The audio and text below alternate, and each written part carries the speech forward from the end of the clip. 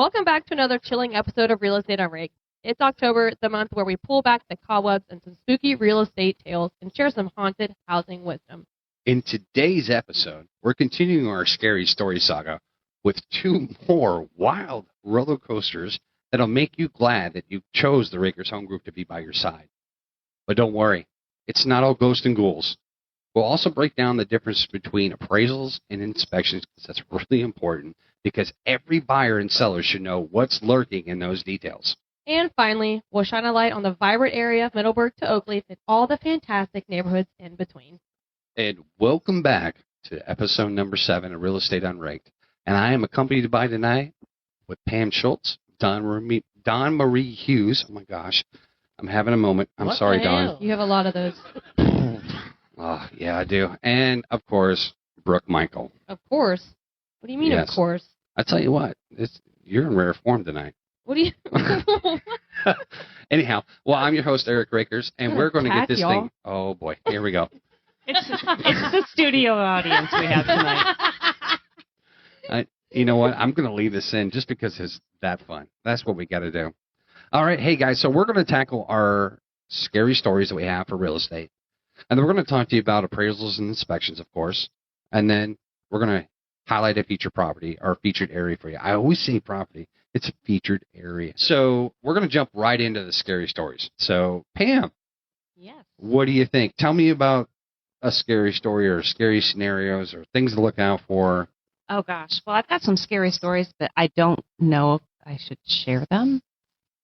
But I can say in almost every real estate transaction that you do, to avoid a scary story, always be thinking ahead of what you can do for a plan B. Always have a plan B. So if your 100%. financing starts going sideways in a deal and you're feeling like your lender contact is starting to wane a little bit, get them in touch with another lender. Oh. You just never know. And that's why we have many referral lender partners. Exactly. It takes no time at all to see about crossing that bridge over to another lender to get a deal done. Great. Yeah, we run into that quite a bit when you don't know what's up or down. And, we get to a point where we're doing one thing or another. We find out there's a lot left on the table. And so having the right lender is super important that buyers have no idea about. Again, this may be their first home. Right, exactly. And a lot of times they come to the table with a lender that maybe lives halfway across the country. Oh. And those can be a little dicey sometimes. They can be a little dicey sometimes, especially if there's a time difference. I always have fun with the California ones. Oh, boy. They work different hours. But I think it's just very important to always be thinking ahead to have a plan B to avoid a scary story. Yes. Or inspection obstacles or appraisal issues or anything like that. Just be prepared. Always prepare your buyers or your sellers for what could happen. No, you're right. That's a great point to make. Sold a house, one of my listings earlier this year, and I ran into, and I think we talked about this last episode, I ran into, you get the deal done, and, everybody's negotiated, and then comes the appraisal, which is always the scariest part of the deal for us. Make sure everything comes back at value. This one actually did come back at value. However, we had repairs. And I like to talk about repairs just because it's something that we do differently as a group. And this one came back with chipping paint, okay? And Was it VA? yes. Actually, no. I'm sorry. It was FHA. Oh, the Springfield house. Was that the one? No. This one was over on North Jacks. It was my listing that I had. I actually sold it to this seller previously 2 years prior. It's an investment property. And they said, hey, our son moved out of it. We don't want to rent it. We just want to sell it. And I got it on there, got an FHA customer into that because it's a really, really nice home. Fortunately, there was some paint that was chipping. It was minute, of course. So when we got that appraisal, I talked to the buyer and I told him, hey, I'm going to go out there and take a look at it and see what I can do. So I went out there, scraped some paint, and I'll tell you one thing that you got to remember because this is a lesson learned for me. So this is a horror story, not also for a buyer and a seller, but for me as a real estate agent. Okay, because I was scraping the paint. Well, guess what you can't do on FHA, especially a home that's built before. Lead-based paint. Yes, especially when there's a home that's built before 1975. You got lead-based paint to deal with, possibly. Whether or not that's the truth or not, because this thing has probably been repainted a million times, I ran into that. So I scraped it, repainted everything, and the paint chips that are left on the ground, that was their problem. That was it. Because the kids could come by and eat them. Wow. Yeah. Anybody could come by and put them in their mouth. And we don't want that. Just like Tide Pods, right? Yeah. Paint chips really are so there. Tempting. Hey, what are you going to say, Brooke? Nothing. I'm in rare form, so I'm sitting here until you tell me to talk. No. Chime in whatever you want. This is what we're doing. I get through doing all this. I find out that I gotta clean up the paint chips, so I clean up the paint chips. So once I clean the paint chips up, I have another appraisal inspection. They go back and re-inspect and find out there was more stuff. We had some wood rot, some other things. So what do? I replace wood and repaint and do a few other things. All right. So I do that, get it taken care of, and then she goes back out that again. And she finds something else. Now, you tell me, is that legit usually? It's usually just the initial inspection, right? Exactly. All right. Ran into this 3 times. But you know what I did? As a selling agent, I took care of it. There was no expense to the seller. There was no expense to the buyer. I was just doing what I could to get the deal done. Got it taken care of, got it rectified, and moved on. Again, I'll bring up the fact. Is there agents that you'll see that will go ahead and go out there and do that stuff? No. Thanks, Don. That's great. Gosh, we're having a great time tonight. I love this. Can you add that as a sound? Yes, I can. No. No. All right. Oh, boy, we're having fun. Oh, the things we do. Yes. I used to shovel snow for my sellers, but you know what? That's the beauty of living in Florida. You don't have to shovel snow. We don't have to do that. Gosh. We don't shovel shit either. Sorry, I got away from the mic. I'm sorry. I'm Just sorry. saying. Oh, Don, that is crazy. But you know what? We will walk through that for our buyer or seller. Yes, we will. There you Well, go. speaking of services, there is a person that I just met recently just is launching her business called Poochie's Poop Scoop. Oh, my gosh. I'm so glad you brought that up. DoorDash is important. You guys know I DoorDash, right? And anytime that you guys want something, we're on a far reaches of space for real estate. I'm like, hey, you guys hungry? Let's DoorDash something. Do you know that people have DoorDash facilities where you can actually get your clothes picked up and washed? Wait, what? Yeah. I'm telling you right now, they'll come and do your laundry, and they'll even put it away. Okay. And then, obviously, what you brought up, Pam, is, poop cleanup. Pooper scoopers. Yeah, on demand. Guys, we're a real estate podcast. Yes, we are. Thanks for bringing that up. Let's Brooke. go back to that. All right. So, sorry. We got off track a little bit. But anyhow, we're going to jump into the next thing. We already kind of covered the horror stories of this. And, Pam, you brought up some great points. And, I always like bringing up the scary stuff that happens at appraisals to save a deal. But we're going to jump into the actual appraisals and the difference between that and a home inspection that a buyer buys. What do you think is the most important thing when it comes to home inspections? 4 points. And getting your buyer to understand what the 4 points are. Okay. So you got 4 points, right? You got a 4-point inspection. They have what they call a full inspection as well. Then you got a bunch of other inspections you got to do. So let's talk about the difference between FHA and VA, which are together because they're government-funded loans. So let's talk about that, and then let's talk about conventional. So what's the difference when you get a home inspection versus financing with an FHA and VA or conventional? So what's the difference in the home inspection for the buyer? Well, as far as the 4-point inspection, they're pretty much the same. VA has other highlights that they pay attention to, and FHA does as well. But preparing your buyer for the home inspection and talking about the 4 points, the HVAC, the roof, and the plumbing and electrical, those are the important things that we need to talk about. And then if they're FHA or VA, you need to understand, I don't even know the word for it, but the little things that FHA and VA look at. Like for VA, they look at WDO, they look at windows, they look at electrical outlets, and FHA is more about the roof, the HVAC, the plumbing and electrical, and making sure that's all up to date.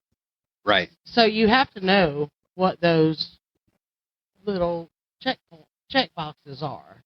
And you need to prepare your buyer, if they're FHA or VA, on what they need to look for in the inspection report. Because if it doesn't come up in the inspection report, it will come up in the appraisal. That's right. So one of the things by choosing the right real estate agent, and obviously us as the real estate team, is we're proactive in that. When we see a home inspection report, when we do the repair treatment agreement, we're talking to the sellers about this stuff. That's going to be probably going to come up as a financial contingency on a repair that needs to be done. We adapted to the fact that home inspections are all not created equal. They're all a little bit different. Okay. And what is one huge difference between a home inspection and an appraisal? Well, the appraisal is ordered and examined by the lender. Correct. And it's a value analysis. Right. But condition as well. And if it's conventional loan, it's just more based on value. Right. But FHA and VA are going to be looking for specific things as far as peeling paint or handrails that are missing or roof condition, windows. They go in there and they open and close all your windows. Means of egress, they want to make sure you can get in and out of a room if you need to get out of a room for safety issues, handrails, getting in and out of the home, and anything where moisture could possibly intrude on the home. Correct. Is typically going to be something they're looking for. And it's huge as a real estate agent or a realtor that you understand the difference between FHA and VA and conventional lenders. You need to understand what they're looking for so you can prepare your buyers and your sellers for those. Well, it's nice because, I mean, obviously we have on our vendor list several different home inspection people, but we don't have any appraisers. And the reason why that is because the buyer can choose their home inspection people, can choose who's going to do the report for that to figure it out. Does the buyer get an opportunity to choose who the appraiser is? Only in cash deals. That is correct. Okay. So it's usually a third party that's non-biased in the whole entire thing to give what Pam, you said, the actual approximate value of the home and kind of where it's at. So let's kind of jump into the appraisal part. Obviously, we know that it's a third party. It's usually chosen by the lender and what's going on. Let's talk about that. Let's talk about the difference between appraisal for an FHA and VA to conventional. And those are two really big differences. I mean, again, we're going to talk about government-funded loans versus a regular funded loan. But what would be the difference, and you guys can chime in on this, on the appraisal whenever you see it? What's usually the biggest thing that we see? Well, first, you're going to be looking at price, valuation, and then any repairs that are being required by the appraiser. Okay. Yeah, no, you're right. You know, again, that's something that we try to be proactive about in the repair treatment agreement. When we get the home inspection back, we try to hit that before the appraiser goes out and sees that. So on VA, FHA, there's going to be repair contingencies that's going to be required for the buyer to get the funding to buy the house. Let's talk about conventional. How's the appraisal work for that? Honestly, conventional lenders and their appraisal process is a lot more lenient because it's not a government-funded situation. Gotcha. Pam, have you seen anything out of the ordinary as far as the differentiation between the two and the two loans that you would think stands out that we can address? Conventional appraisals more based on value. Okay. And your FHA and your VA are going to be looking at those checklist items as well. If it's something very, very minor, typically they're not going to note it. Right. You know, they're not home inspectors, but they're looking at specific things. Peeling paint, moisture intrusion, windows that don't open or close. But other than that, anything really is going to cause damage that's going to devalue the value of the property, right? Anything that could structurally compromise the property or that's not up to code as it should be. Absolutely right. And I mean, those are the big things that we see all the time that we already know what's going to happen. So we try to be proactive about that. We talk about that at the offer because when we start thinking about appraisals and home inspections, we don't think about that at that time, do we? We think about it at the showing. No, we think about it, we talk about it at the showing when we're walking through the property with the buyer. And then when the buyer decides to send an offer, it has to be a part of the offer it has to be a conversation with the listing agent, what our concerns are, because we're VA or FHA or conventional, and even USDA. Nobody ever talks about USDA. And I know that myself and Garrett currently have listings in, Garrett has one in McClenny, I have one in Callahan. So we're dealing with USDA, which is zero down financing, and it's pretty much the same as the VA loan, but not as stringent. But you still need to know what they expect. Right. So USDA, can we do that in Duval County? Yes. Yes, you can. Yes, you can. If it's over an acre and underdeveloped. Yes, okay. You can. Usually in the city limits, we were told that no, but you have the insight and expertise, and I completely 100% agree with you on that. Anything over an acre that you can do, you can. Mostly on the north side. Yes. The rural parts of Duval County. Rural parts of Duval County. So USDA is treated legitimately like USDA within the city limits. Yeah. However, Clay, Bradford, anything else, you can probably get a hold of that. USDA is legitimate for us to do that. Clay, Baker, Nassau, all of those are abundant, but there are opportunities in Duval on the north side. Like gotcha. Super deep north side. There you go. All right, great. Well, I tell you what, this is why all of us as a team work together, because you never know what we can come up with, and you never know what we can figure out for you. So when you get one agent with the team, when you choose us, you get 8 of us. All right. So I hope this kind of clarifies the difference between inspections and appraisals. This is usually the misconception about how that works, and giving you guys the education and knowledge to understand what that is super important to us. And just so you guys know that we are solely focused on that from inception of the relationship and not being reactive when that time comes that we're doing those. So we have that in mind. Even though we don't talk about it, we have it in mind. We got your back. Don't worry about that.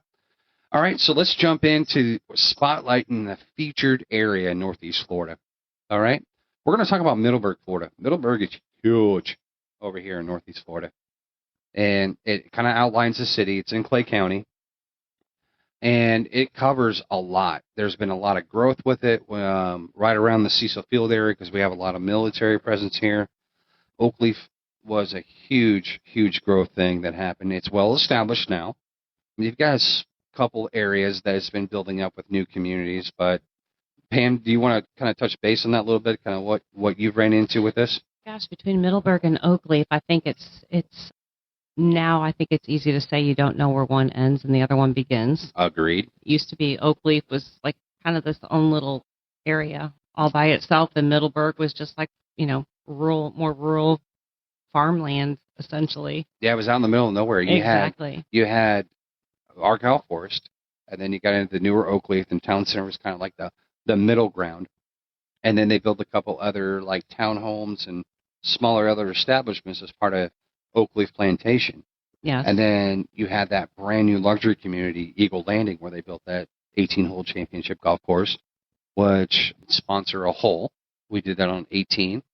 We had great. Brooke was heckling people. Brooke, you were heckling people, weren't you? Yep. She wasn't going easy on those golfers. Yeah, sure. I mean, no, she wasn't. I tell you what, she did tell me that after doing that for 4.5 hours straight, she isn't talking to anybody for like the next 5 years. Yeah, I've met my limit. Yeah. You still are, aren't you? No, I'm good now. Okay, I told good. you only needed 7 business days. Fantastic. Back to Oakleaf, though. Oakleaf was just amazingly master planned, that whole entire area. It's like a city within a city, obviously. I mean, you've got Oakleaf Plantation, Eagle Landing, like you mentioned, and a few other large neighborhoods with all the amenities and everything. But the great thing about Oakleaf is just the way it was all designed and planned. Right. Walking trails and easy accessibility now to the First Coast highway, not too far from I-295. All the shopping you'll ever need. Yeah. So if you live out in Oakleaf, you don't have to really leave Oakleaf. Yep. You don't need to go in the city. You don't need to go anywhere. Exactly. When I solidify the fact you really don't need to go anywhere, it's because there's usually a Chipotle there. Yeah. And they just recently put a Chipotle in over there. Brand new Chipotle. Yeah. So you don't have to go anywhere. You just can go to Target. And they've got a Chick-fil-A. You go watch a movie, Chick-fil-A. They just have a Raising Cane's over there. I think in most of the homes in Oakleaf proper were built, from the early 2000s on, maybe late 90s Yes. on, and there's still a lot of new development going on now. And then the First Coast Expressway, that was really the only section that was open for a long time, and now it's open all the way from Oakleaf through Lake Asbury, Middleburg, through Penny Farms. I'm saying it in the wrong order. No, you're fine. You actually did it right. All the way Yeah. to Highway 7 or to 17 and Highway 16. Yep. Where the next phase of that will then be going over the St. Johns River into St. Johns County. So, correct. So that's where the boom is now, which is Middleburg. Yeah. So just southwest of Oakleaf, you got the 23 Expressway. That you've got established communities like Two Creeks and a few other areas down that way. And then if you go even further, obviously the new Baptist hospitals out there. They got a Walmart, they've got a Home Depot, they've got, your usual places that are around there. And then since 23 is now connected down to the south side of Green Cove, that connects to 17, which is going to eventually, like you said, go across the New Shands Bridge, connect to St. Johns County.